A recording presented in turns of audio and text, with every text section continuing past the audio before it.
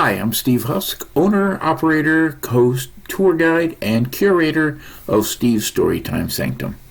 Now, just recently, I took up the additional role of advisor to those aspiring writers out there who are seeking out critiques for their stories, and maybe they're offering their critiquing services to other aspiring writers. Oh, by the way, check the link in the description below for all the other critiquing related videos I've done. This is only the second one, but there'll be more. The issue I'm going to talk about now came to me during my time of critiquing other people's work and having them critiquing mine. It's what I unfortunately refer to as when critiquers forget their critiquing roles. It ain't a good time.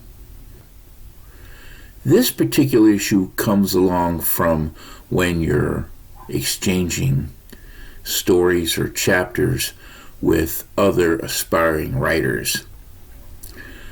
Simply put, do not accept when critiquers rewrite any part of your story the way they would have written it.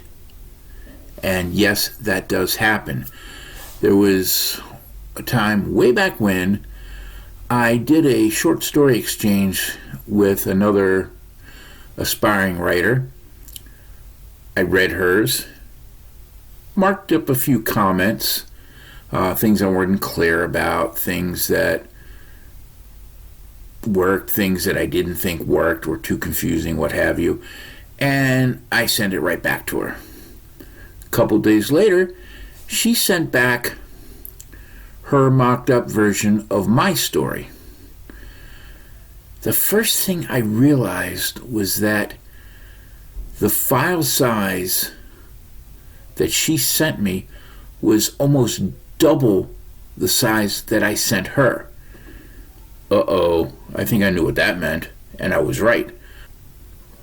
I opened up the document, scanned a few pages, and she had written entire passages the way she would have written them.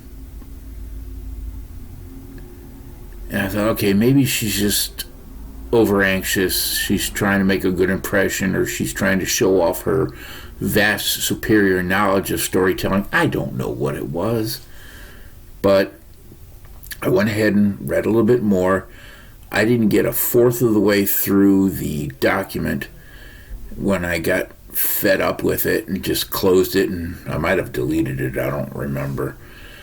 And I contacted her saying, it's like, look, thank you for your efforts, but I'm not the least bit interested in how you would write the story. Keep in mind whose story it is. I didn't do that to you, etc., etc. And I never heard back from her again. Weird how that works. And here's the trick.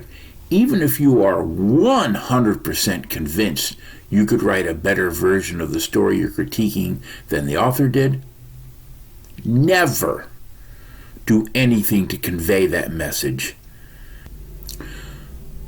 When I used to critique, I would say things like, consider this, or this isn't confusing, try this, but I never rewrote anything that they did.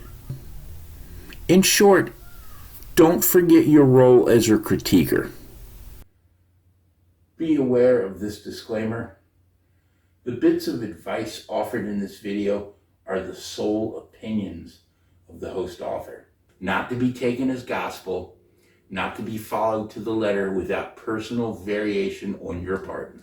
I'm going to have to read this one. And one should always take personal responsibility for following the aforementioned advice, as if said advice was your idea in the first place. These bits of advice are meant as suggestion, as artistic motivation, as artistic inspiration. Or you can simply accept the fact that I'm having a whole lot of fun doing these videos. Don't forget your role as a critiquer. I think I said that already.